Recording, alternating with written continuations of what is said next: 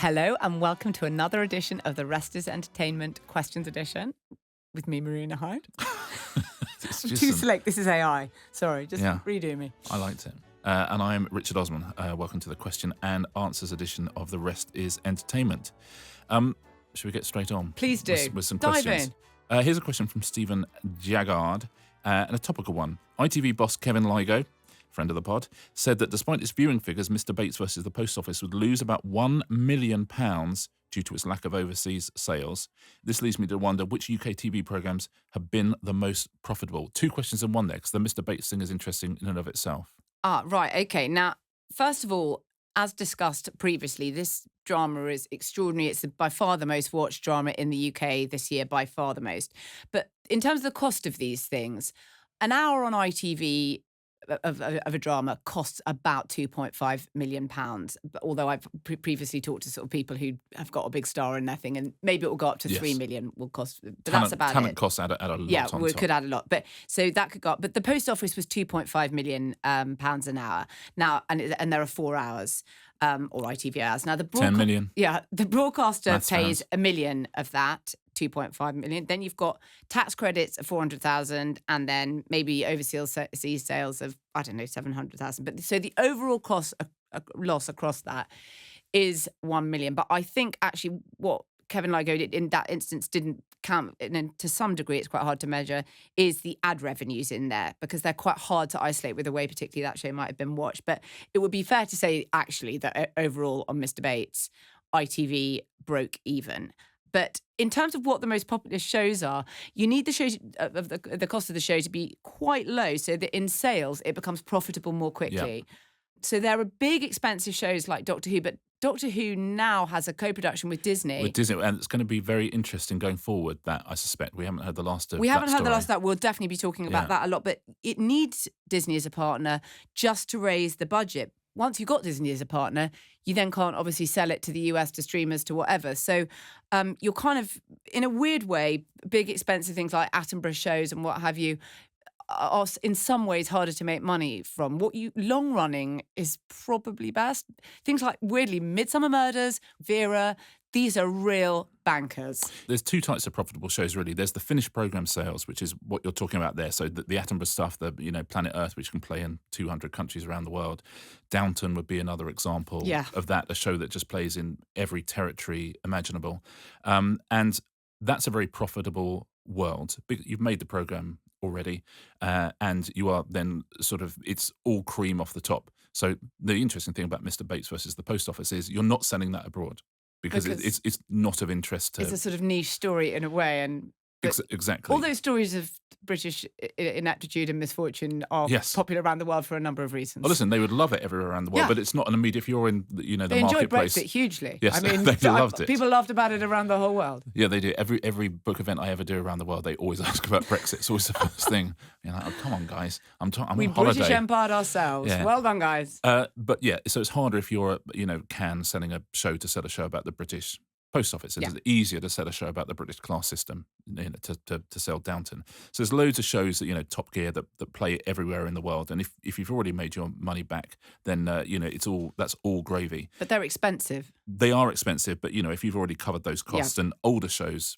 Downton was probably fully funded at the time. Yeah. These days, it wouldn't be. But probably the most profitable shows are formats where you're not selling the finished programme, although you can, but what you're actually selling as a format for other people to make, and you're raking in a licensing fee every single time you do that. Something like Come Dine With Me, which is a very, very, very cheap show to make, but I think there's been 50 different versions of it around the world. I think they sell the finished programs of that as well. Come Dine With Me, which was originally made by Granada, I would say is one of the most profitable shows in history, in UK history. At Endemol, Deal or No Deal used to make us an absolute fortune because every territory made their own version of it. And also in territories where there were sort of lax gambling laws, it got turned into gambling games and all sorts of things. A show like £1 Million Drop, again, we made all around the world. It wasn't insanely expensive to make. The sort of real granddaddies of those would be Weakest Link, which has sold, to every territory. It has, Millionaire, obviously. And Millionaire would make more money, I think, than Weakest Link. And again, it's still on in various territories. So if you own the IP, which we talked about before, intellectual property of those shows, people keep having to pay you a fee for that show to be a hit in their territory. I think the most profitable British show in history would probably be a show, wasn't it over there, it would probably be Survivor, only because it was so enormous in America, and so the it's still going. They're on whatever series of it. It's unbelievable how still going deeply it's scores of series. Exactly. And just to give a really basic idea, I did a show on British TV in the 90s called If I Ruled the World with Clive Anderson, which didn't particularly trouble the scorers. But the Swedes do a version of that. They still do it now, so it's still making very, very good money for Hat Trick. So those shows where you've got the IP, you made it many, many years ago, but all around the world they're still making their own versions of it. And so you're still making the money from that and not having to do anything. That's where an awful lot of the profit comes. But I would think pound for pound, in terms of how cheap a show is to make and how popular it is around the world and how many different versions there have been, I would think it's very, very hard to beat Come Dine With Me. Here's one for you, Richard. Chris Smith says, following on from your discussion about celebrity spin-offs of TV shows, has anyone ever appeared on the normal version of a TV show but then become famous enough to appear on the celebrity version at a later date? The opposite trajectory doesn't even bear thinking about. I think it does, but yes. Okay, Chris. In that discussion, by the way, a mea culpa, I would talked about Family Fortunes only being a celeb now, and actually it's one of the few shows that's gone back to being a normal punter show. That out of the way. I can think of two examples, one of which was on Pointless, funnily enough. There is a wonderful crime writer called Steve Kavanagh who writes he's sort of like a John Grisham, but for the UK. Yeah. Books like The 13, The Accomplice, loads of great books. He's, always comes up with an amazing sort of MacGuffin in the middle of a story and goes on from there. Now, Steve was on, I think, the very, very first series of Pointless, many, many years ago with his wife, Tracy, and they were on, and having met him subsequently at various book events and his book's getting bigger and bigger and bigger. He's a big star now in the crime world. About 2 seasons ago, I said, Steve, you should just come on the Celebrity Pointless, which he did. So he was the first person ever to do the double on that. Crossover, very good. Yeah.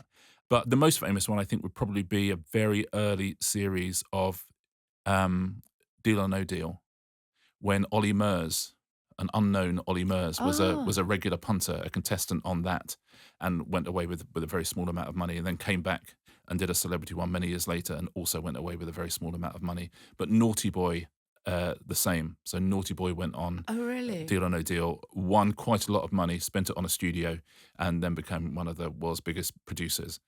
So, it does happen. And funnily enough, a wonderful comic who I love called Leo Reich, who was on Pointless many, many years ago, and now is a big comedian, was recently on House of Games. So yeah, it's there's a history of people going from non-celebrity to celebrity shows. Marina, a question from Lawrence Peeney. He says, a friend of mine once spent a month on location in a minor role in a movie, only to discover that he didn't make the final edit and has never lived it down. Do you have any good cutting room floor stories to make him feel a bit better? Oh my God. I mean, to make him feel better, this happens to people all the time. It's even happened to big stars. There was an interesting legal case recently. Do you remember Anna de Armas? She was in the trailer for Yesterday, the movie starring Himesh Patel. Everyone in the world forgets the Beatles. Yeah. She was in the trailer for that. And then she was cut out of the final version. And 2 fans of hers sued for saying, you've misrepresented the trailer. She's in the trailer and then she's not in the film. And it got quite far, this case, but I think it was sort of thrown out at the final hurdle in America, of course, where you can go, well done, the lawyers again. But there are, my God, please don't let your friend feel bad, because this happens to people all the time. I'll give you one very good example, because Terrence Malick, who is a fantastic director, who directed Badlands, Thin Red Line, Days of Heaven, Tree of Life. He's an amazing director. Maybe he says it about himself. I find the film in the edit. Now, that is the ding-dong, the warning bell. And they're very dialogue heavy, and he films a huge amount of footage, and then, he's coming down to a sort of normal film length. Now, when he came back to do the Thin Red Line, he hadn't directed anything for ages, and he got like an unbelievable sort of roster of big Hollywood talent. Adrian Brody, I think, thought he was the lead, and it was going to be, this is before The Piano, and he thought it was going to be his big breakthrough role. He went to the premiere and discovered he wasn't fully on the cutting room floor, but there was a snippet of him left in the film. No. He is not in any way the lead of this movie. And I think what happened is that in the edit, Terrence Malick just found his eye constantly drawn to Jim Caviezel, and in the end, he ends up being sort of effectively the lead. Mickey Rourke, I think, was completely cut out of it, or maybe appears in sort of one scene.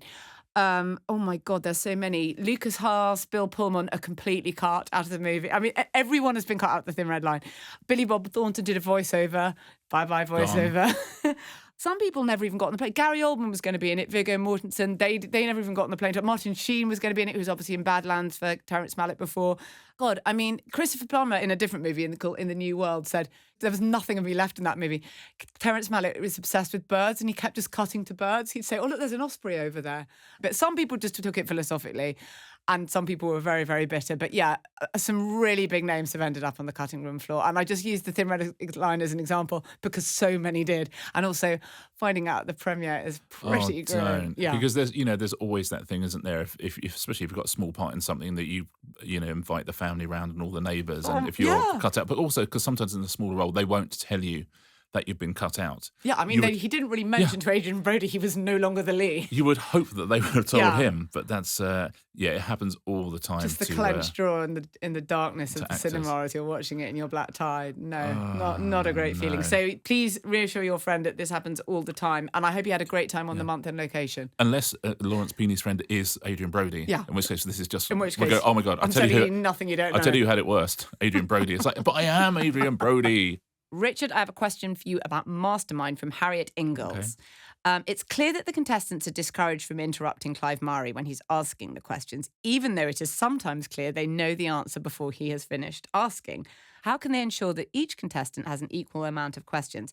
They're not discouraged from answering. They're not allowed to. You have to wait to the end of every single question on Mastermind before you have to give your answer. So that's the absolute rule. You can't in the middle, because by and large, halfway through the question, any question, you know it or you don't know it. So you have to wait to the end of the question on Mastermind.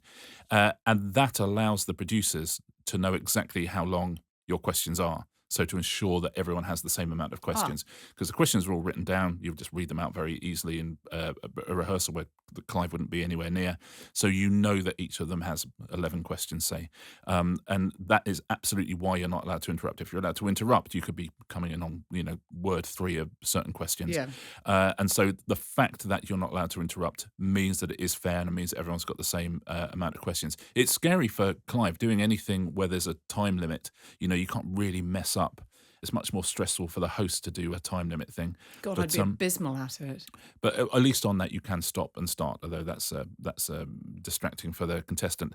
But yeah, on that show, absolutely, you are not allowed to ask until the end, and that is because you have to ensure it's fair to everyone, and in their time that they get the same amount of questions. On something like House of Games, for example, people buzz in after like 1 second, and obviously in the edit we show the full question so people can play along at home. But if you allow people to buzz in or answer early, people will literally, like, you'll be 3 words in, you say, which city? And people say, Jakarta. And you're like, oh, yeah, it was Jakarta. So yeah, on that one, you are not allowed to interrupt. And the reason you're not allowed to interrupt is to make it fair. Richard, have they ever asked you to be on the celebrity version of Mastermind? There's nothing to be gained. Either I do well, in which case people go, he's a smart ass, or I do badly, in which case they go, I thought he was supposed to be a smart ass. So I couldn't in all conscience go on. Though I love Clive Murray. Oh, he's terrific. Ryan E. at Ryan E. has commented on our YouTube. He says, I've heard the biggest part of being an actor is sitting around waiting. Is that true? I don't know if it's the biggest part. I think there's so many big parts of being an actor. Being able to deal with the rejection, I think, is incredibly difficult. I mean, the main thing is being able to turn it on for the camera. So I'm going to give an example. Like this last week on night shoots for the show I'm working on, and you'll get there at 6 and maybe you'll finish at 3:34. So you get there 6 in the evening, and you 6 finish in the at evening. 3:30 in the morning. That's say that's 10 hours, or maybe 9.5 with no sort of lunch, which by the way happens at like 1 in the morning or something. Oh, that's fun. For that, roughly speaking, we might get 3 minutes of the show out of those 10 hours. There are so many different camera setups for each individual scene, and you're seeing I think the biggest thing when I'm watching something like that is just how amazing they are. You know, it's the middle of the night and they're just able to turn it on and refind it for the camera in between takes, and then, you know, have their downtime and then come back on and do between the rehearsals.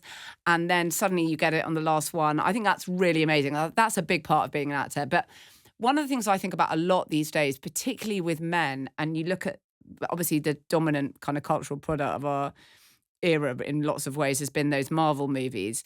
And the sheer amount of time you have to spend in the gym to have those types of physiques it's insane. Like, you can't do anything else. That thing about which we've talked about before, Mark Wahlberg's day, when he has sort of 4 or 5 workouts during the days up at 2:30 in the morning. It's so mad when you think back to someone like Humphrey Bogart. You know, being an actor was kind of like having a load of fun, going out to the Coconut Grove and getting drunk with all your friends, and then turning up and being in Casablanca. And then you've got Mark Wahlberg, where it is all like working out and praying and, you know, scheduling 2 minutes of family time. And for what? To be in sort of some not very good movie. A huge amount of time for a lot of these, obviously we know women's body issues and how difficult it's been for them to be in films, but for these enormous, really bulked up physiques, a huge amount of being an actor in those films is honestly so many hours a day being in the gym. Since we're on YouTube, I have to spend 6 hours in the gym every day. It's punishing you. Yeah. It's taking everything away from you. My favourite machine is the one with the Twixes in.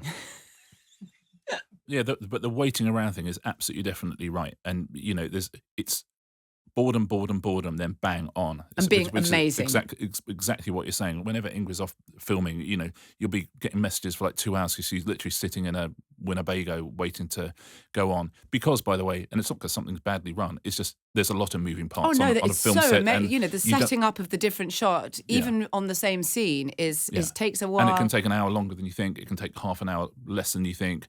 You know, there can be a problem with noise, which puts you back another 2 hours. And so you're sitting there for something that you know what it is that you're going to do, and you know you've got to get in an emotional place for, but you don't know if you're doing that at 1 p.m. or 6 p.m. and you don't know if the light is going to be fading or not fading. And so, yeah, it's I would say a lot of it is sitting around, or the actors sitting around with each other.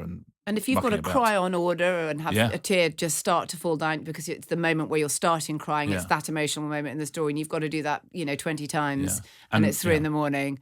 It's really hard. It's technically extraordinary, and you have so much respect for the actors. And I tell you another really interesting thing I've discovered is that you talk to the actors and you think, gosh, I wrote this, whatever it may be, on different shows, and you think, you know already so much more about this character than I did. And they already understand. And I've talked to so many directors about this thing. It's incredible. You talk to the actors and you think, gosh, you already instinctively understand this so much better than I do. And I'm sometimes the writer or director, and I've spoken to directors about this sort of thing. And it's sort of amazing that they are so instinctive and so sort of, and being emotionally open in that way that somehow you become it really quickly. I think it's amazing. And, you know, people laugh at actors and they give them a bad rap for all sorts of different things. But it is, when you're watching it up close and they're brilliant and they're at the top of the game, you think, God, this is the hardest thing. But it's true. I was funny enough watching Ripley, which I'm really, really enjoying on Netflix. Absolutely love it, and it's so beautifully shot. And Andrew Scott is in almost every scene of that, but it's so beautifully shot. You know, he is having to hit very, very exact marks all the time on that show because every frame is absolutely beautiful. And lots of directors, you can be a little bit looser with where you are and where you're standing, and, you know, just so long as you're vaguely near any sort of, you know, source of light, it's okay. But in that, he has got to be exactly where he is. He's got to deliver this incredible performance as well. And you do think, man, that must have been hard to film.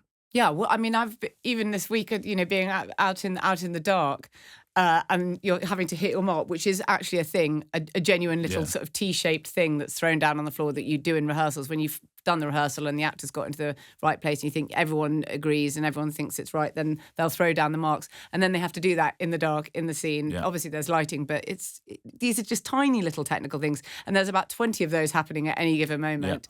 Yeah. So, yes, and then just to make it look effortless. Yeah. And then, I guess, just make it look like you're not acting. You have to do the same thing 4 times. You have to do it in a wide shot, in a mid shot, in a close shot. Then you've got to do it in a reverse. Yeah, you've got to do it probably 15, 20 times, and you've got to make it look completely effortless, and it was first time. Again, it's such a tiny bit of minutiae, but, you know, entertainment is exactly the same. Hitting your marks, which is a common expression, but they genuinely are marks, and the mark is always identical, which is always a bit of coloured gaffer tape with a long bit here and then a little T here, and essentially stand on that. If you're a quiz show contestant, if you're a quiz show host, if you're an actor, whoever you are, if you're a presidential candidate being filmed, you always have to hit your mark, and that mark is always a tiny bit of gaffer tape. In your own colour. In your own colour, exactly. Everybody's got their own colour. Here is a question from Sue Street. Sue Street, that's where all the lawyers' offices are. Yeah. I'm thinking about shows where there is a time element, Bake Off, Pottery Throwdown, Sort Your Life Out, etc., etc. They always say 1 minute left. Is this real time or fixed in the edit? It's sort of a movable feast, I would say. They are, as you say, all of these shows where you've only got 1 minute left, you've only got 30 seconds left. And by and large, there's usually someone who's really up against it. So, you've got some genuine real-time footage of someone just sort of finishing. But most of the time, you're not lying. But by and large, someone finished 3 minutes ago and someone else finished 5 minutes ago and someone else finished with like 45 seconds to go. Yeah. But, if the emotional truth is that they finished really close to the wire, then they'll make it look like they finished which they always do, second. Because these shows are those time slots that you get, even if it's something like it's quite long, like something on Netflix, like one of those Is It Kate, which I sort of am gripped by. But it's carefully calibrated. They will be under pressure. I always think it must be really hard to have to go and talk to the host when they come and stand by. You're like, can you shut up? I'm trying to make an incredibly complicated dinosaur cake. Yeah, like absolutely non-stop. I think they work out which contestant. Noel Fielding is always very good at that, sort of sidling up to someone who doesn't want to be talking to them and just sort of getting a little smile out of them. But those things are stressful, and you do finish quite close to the wire.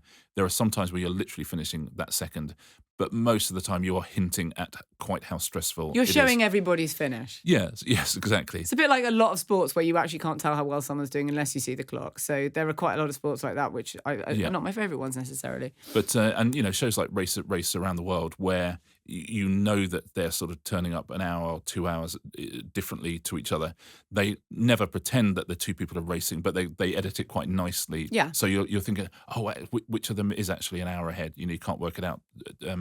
Top Gear always used to have, if they were like racing a bicycle versus a motorboat versus a car, and it'd always be like there's only 2 seconds in it, and there would be like 4 hours in it.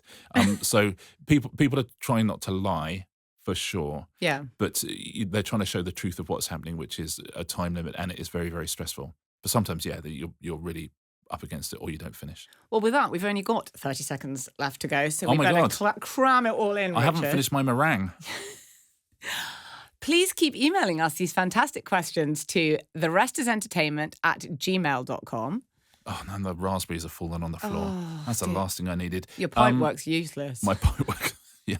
Listen, but I'm seeing a specialist, so thank you. That was lots of fun, as always. So much fun. There's debate about whether we should still say see you next Tuesday. Because not in my case. I have no debate. Because in the old days, it could be seen as rude. Right, see you next Tuesday. But I think we should stick with it. We are dealing with show business here, and I think it is quite often relevant. Yeah, and we do see people next Tuesday. Yeah, that's when our main edition comes out. So see you next Tuesday. See you next Tuesday, everyone.